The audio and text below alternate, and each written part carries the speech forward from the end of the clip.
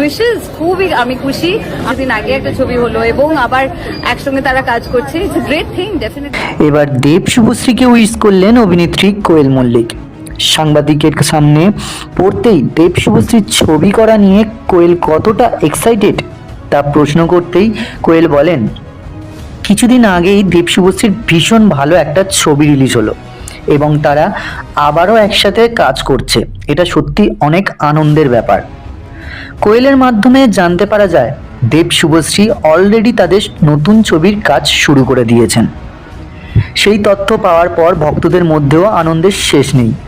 এদিকে দেব শুভশ্রীর নতুন ছবির কাজ শুরু করলেও এখনো পর্যন্ত তাদের ছবির নাম কারোর জানা নেই, তাই তো তাদের সিনেমার নাম জানতে চেয়ে কমেন্ট করেছেন অনেকেই। তো বন্ধুরা, আপনিও কি দেব শুভশ্রীর নতুন ছবির নাম জানতে চান? আপনার মতামতটি অবশ্যই কমেন্ট করে জানাবেন।